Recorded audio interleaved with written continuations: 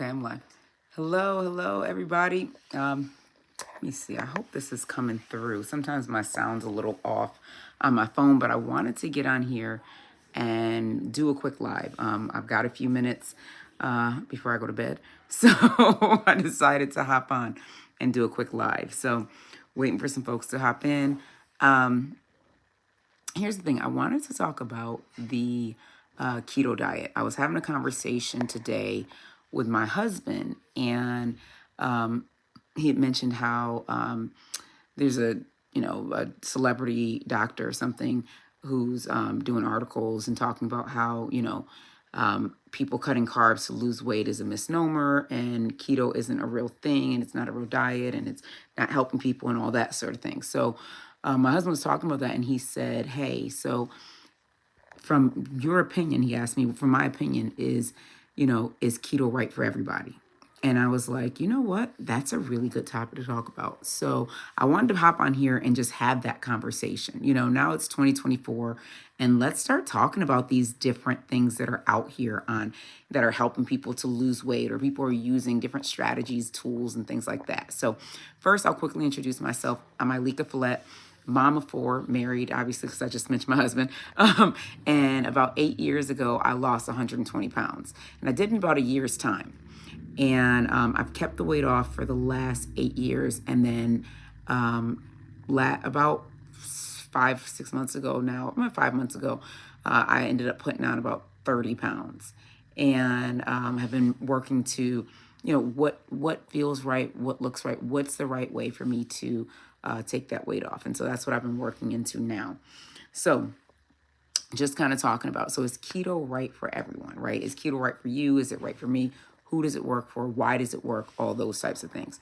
So I think we kind of know why keto works, right? There's a million videos about it. Essentially, what it is, the body begins to function and fuel itself, get energy from fat, right? So basically, the fat is being used for the energy or to burn. So we're getting a fat burning mode, essentially, because we've depleted all of our carbs. And we've also depleted some electrolytes and some water, but that's a whole nother conversation. I've got videos on that for years, right? Talking about how keto works and all that. But essentially we get in a fat burning mode. And so that's why, we're burning fat as fuel versus carbs as fuel, right? And so that is part of why people lose weight. There's also the fact that when you're eating in keto, you actually, you're not as hungry because your body is getting more fat than, not necessarily than it normally would, but it's using fat. You're feeling the fat come in, so you're not necessarily wanting to eat as much. So you're sustained in less of a hunger mode for longer, and so you find yourself actually eating a little less. Many times, if you're eating based on your hunger versus eating based on, trying to fill something that, kind of the mindset stuff, the things that really caused us to gain weight in the first place. If you're eating for that, then it doesn't matter what you do, whether you're keto, paleo, vegan, you're going to keep the weight on because you're not eating based on your hunger. You're eating based on trying to fill something else, right? Trying to fill a hunger that doesn't really exist. I've been there. That's why I understand that, right? So keto works because we're not as hungry. When you're actually listening to your body and you realize, oh, you know what? I really don't need to eat. I'm actually not hungry. I could just kind of keep it moving, right? And then food doesn't feel like it has that power over you anymore. That's when it works really well. But here's the thing. Most people, when they do keto, you'll find yourself losing weight initially, but then after a while, it's not necessarily the keto that's doing it, right? It's shifting how you're eating, shifting how you're thinking about food. It's all that. But then the reason that many people stay with keto, it's not just for weight loss. It's because you start to feel better. So many of us have kind of sensitivities to things like sugar, right? Things like gluten. And if you're one of those people, excuse me, you may find yourself with inflammation. So that's me, right? If today I went and drank a big old thing of Kool-Aid, like I used to drink when I was little at my grandmother's house, where we used to take that big old scoop of sugar and put it in the Kool-Aid. If I drink that right now, I would basically faint, right? But not only would I faint, but my knees would be in so much pain. Let me know, comment. Let me know, are you drinking, first of all, Kool-Aid still? But no, you don't have to call yourself out like that. But if you are, do you remember like the side effects, or do you have any side effects from having stuff like that? Because I know me personally, if I have something like, if I have Kool-Aid, or if I have a bunch of like Sour Patch Kids, which was my favorite, or M&Ms, or the candy and stuff that you get around Halloween or Valentine's Day or Easter. If I have any of those things, my knees, I mean, it swells up so much and it's super painful, right? My back starts to hurt. My plantar fasciitis comes back in both feet. And then my legs actually swell a lot, right? So my body starts retaining fluid like nobody's business. This is really why I kind of stick to that lower carb way of eating, because my body doesn't like it. It's not because, I just love eating keto lifestyle, right? Because frankly, I would love some, Haagen-Dazs ice cream every so often, right? And I'll have like a couple of spoonfuls of Cold Stone once in a while, but I know that when I do, I've got the chance of my knees hurting. So that's why keto works for me. That's why I do keto, right? That's why I know it's the best way for me eating, because I'm not in pain when I eat it. Also, from a hormonal standpoint, for me personally, my hormones are more consistent, meaning, for hopefully not many guys, well, I don't care who's watching, meaning my period is more normalized, right? When I'm eating keto. And then I also feel better.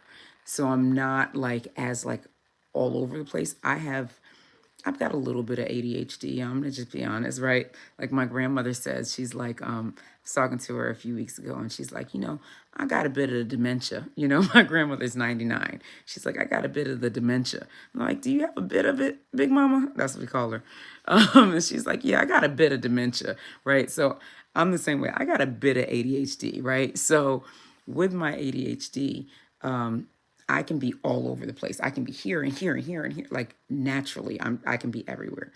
But when I'm eating in a way of like lower carbs, no sugar, gluten free, it's managed a lot better. So I have sensitivities to sugar, to gluten, and that's part of also why I live the keto lifestyle. But is it for everyone? I would actually say no.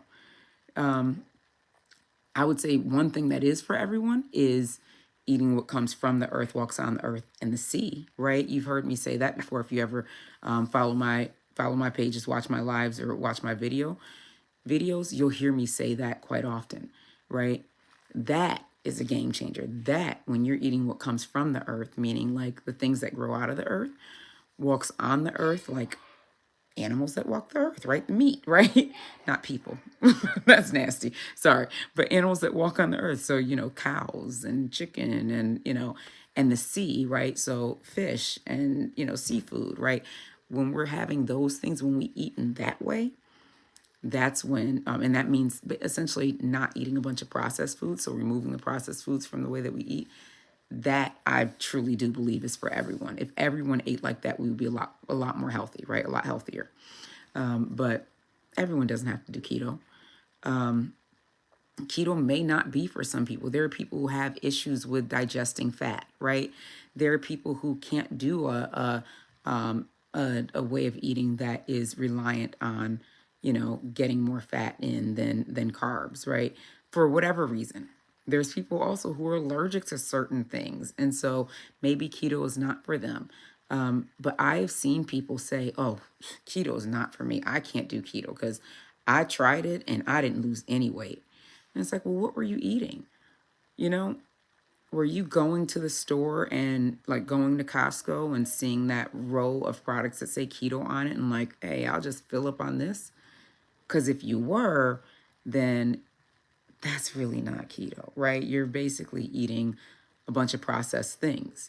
And I'm not calling out Costco. I'm saying this is anywhere, right? Everywhere has a bunch of things that say keto on it now, and it's a lot of processed foods. So when we're doing that, yes, like, yes, when you're eating like that, no, you're probably not going to lose a bunch of weight, right?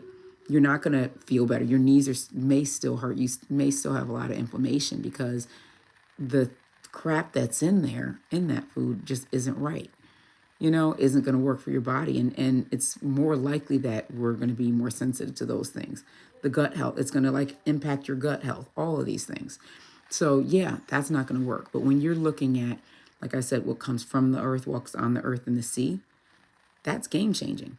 And if you're like me and work to eat in keto in that way, so for me, keto means I'm eating meats, vegetables, and good fats, right? So if I'm saying I'm keto, this is the way I'm eating, right? I'm not saying I'm keto right now. Right now, what I tend to do is like more of a low carb. So I'll include some basmati rice in there, and I'll also have sweet potatoes every so often. But outside of that, I pretty much stick to like a really, really lower carb way of eating. And I find that rice does not bother my knees. So I can have some, well, basmati rice. I can have some of that. It's also low glycemic, so it works really well. And then I can have sweet potatoes, but I still have to, I can't do them very often. And so, but what I also realize is when I'm on a weight loss journey, like when I'm looking to drop excess weight, what doesn't work as well for me is carnivore. So there's a lot of folks who love carnivore, meaning they eat only meat. And for me, I've tried this. I've actually tried it multiple times. I've done it, 5 days. I've done it for, a few weeks, that sort of thing. And for whatever reason, it does not, I feel stronger and I actually look leaner when I do it. But in terms of the scale, nothing happens. So it's just really funny the way certain things work for certain people. And I know that my body does need extra protein. So I've tried things like vegan and vegetarian. That doesn't work for me either. And so, because what has happened is like when I did vegan, I only did it for like a month. My body started breaking down, literally so much pain, cracks everywhere. It just did not work. It was not good for my body. And it actually caused my metabolism to slow way down. And I'm still 3 years later working to build my metabolism back up and strengthen my body. Now, it's not like I've been working consistently for these 3 years, but I've been putting in some work and it's still not what it was. And so that's why I know vegan's not for me, but it may be for some people, right? I do find that women, especially over the age of 35, we need more protein. So vegan's a little tougher for us to maintain vegan and maintain our weight, right, in the way that we want, because we need the protein. And so if you're vegan, the protein is usually coming from things like, it comes from soy, which many times a lot of folks' bodies don't work well with soy. So if you're someone like me who soy isn't the best for you, then now you're looking for other sources of protein. So it's like eating a ton of beans, which doesn't work for everybody because of the gut situation. Or it is trying to get a bunch of nuts in there, eating a bunch of nuts. That doesn't work as well either. And so now it's like the struggle is real on trying to get that protein in. And that's where I was as a vegan for a month. So I knew that wasn't for me. So I'd say all this to say, we all get to look at what works for us, right? What's the right way for your body to eat? And if it is vegan, if it's vegetarian, because I was speaking to someone recently and she's like, I was saying that, vegan is not the best way to eat. And she was like she was questioning and she didn't like what I was saying.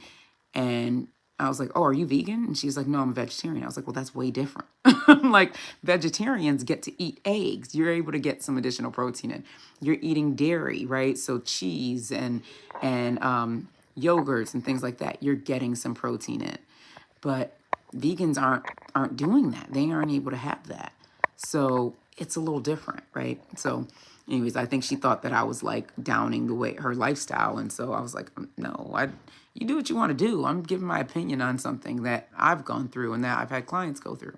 But anyways, so whether you're vegan, vegetarian, paleo, keto, whatever it is that you're doing, to me, the key is eating what comes from the earth, walks on the earth and the sea, and then also to understand which way of eating works best for your body and your lifestyle. Because what you don't want to do, which I've definitely done before, and this is a conversation I had with my husband today as well, is deprive yourself. Like, be to the point where, you're doing keto because you got to get this weight off, and it's so important. I got to get the weight off. I got to get the weight off. And so now you're wanting this meal, or you're wanting to taste this, I don't know, sweet potato pie or whatever it is, and you won't do it because you've got to get this weight off. Now, what happens when the weight comes off? Well, it's the same thing that happens to so many people. They gain it all back because the moment they hit that goal, they go and it's a feast for all, right? Like, it's let me eat everything. So if you're someone like that and you're like, well, I got to do keto because I got to get this weight off. And then the moment that you hit your target, you're going to be out here, cold stoning it every day in Pizza Hut. Then maybe this isn't right for you. Maybe you need to do something that's more of a, what is it? Like I can't even think of the word, balanced lifestyle or whatever, where it's like you're eating a certain way 80% of the time, and then 20% you have some sweet potato fries or you have something else, right? A family member of mine, what she did was, I'll tell you, it took her 2 years to lose 30 pounds. And I remember being like, wow, that's a long time. But then I look, and there's people who have tried a million other diets and a million things, and 2 years later, they're still the same weight. So she lost a damn 30 pounds in the 2 years. They didn't, But anyway, so I'm like, it took her 2 years, but the way she did it was something that was feasible for her. So 5 days a week, I think it's 5 or maybe 6 days a week. Let's say 6 days a week. 6 days a week, she ate on plan, whatever that plan was. I think it was something like, a certain amount of protein with each meal, a certain amount of vegetables, and a certain amount of like dense carbs, right? Which are things like, sweet potatoes and I think like rice, I don't know. But anyways, so that's what she ate, right? And then 1 day a week was like a cheat day. So cheat day doesn't mean you can go and eat, 17 waffles with whipped cream and syrup on it, right? It just means that you may be able to have a little sugar, or you may be able to have some wine or something like that, right? So you can have a couple more things. She did this for 2 years, 6 days a week on plan, 1 day a week, kind of a cheat day where, she might have like, I don't know, she might even have a slice of cake, right? Whatever it was. And it took her 2 years, but she lost 30 pounds and she sustained it. She also works out, and she does 30-minute workouts, 30 minutes, I don't even know, once a day, right? And the weight came off, and it's consistent. The weight came off and it's consistent, right? And it's like, would you rather try 17 different diets to lose 30 pounds and gain it back and lose it and gain it back over the 2 years, or takes 2 years, lose that 30 pounds and keep it off and know you can sustain it? So when we think about things like keto or paleo or whatever, if you're doing it for health reasons, like for me, I have to be low carb because my knees and everything else hurts if I'm not. So that's understandable, right? And there's a lot of people, there's some people like that. If you're doing it for that, yes, go for it, right? But if you're doing it just to like, because you want to get the weight off for this wedding, I would say lean into something that you can stick to, something that'll be sustainable, something that is like, okay, like my family member did, where she did, 5 to 6 days a week of staying on plan, whatever that plan is, right? And then 1 day where you can do some other things. Now, I will say this caveat: she couldn't have done this with keto. Okay. So if you are doing keto, and I have to share this with everyone, anyone who's ever wanting to do keto, trying to do keto, if you're doing it, whatever, if you're doing keto, you cannot do 6 days keto and 1 day eating whatever the hell you want. And here's why. So with keto, especially if you're doing it in the kind of the generic way that everyone talks about, which is like 70% fat, which I've never done this and I would never do this, but starting off with 70% fat, I think it's like 25% protein and 5% carbs or something like that. If you're doing keto like that, then you can't then let's say you're doing keto like that, right? And that's what you're going to be doing.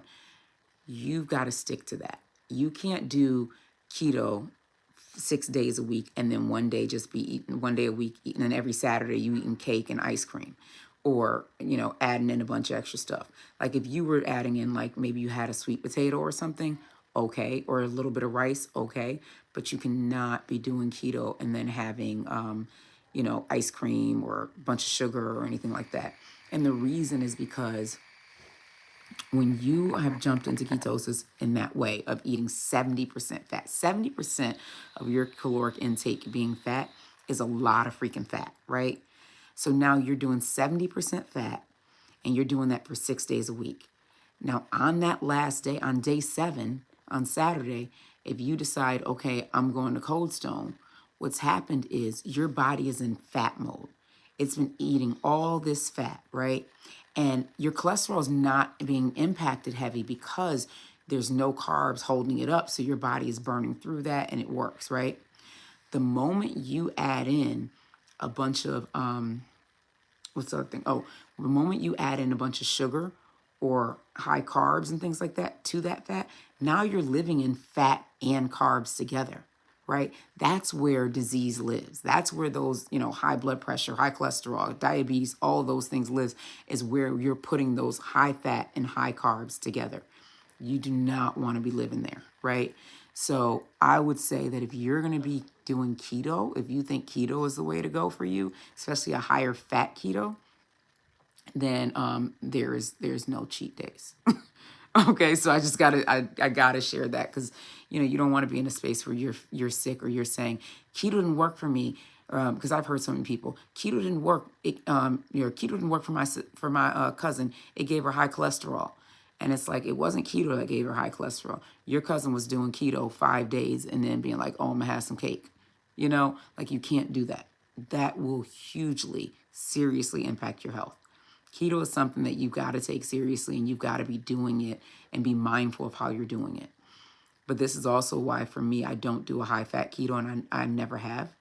I do kind of a moderate to lower fat keto. And the reason is because, honestly, part of it was because that's just how I learned to do it. So that's the first reason. The second reason is I didn't want to be in a situation where I had to be concerned about cholesterol and things like that. And so I just, something in me, and it could also be the fact that I did all those low fat diets my entire life. So I can't imagine eating high fat.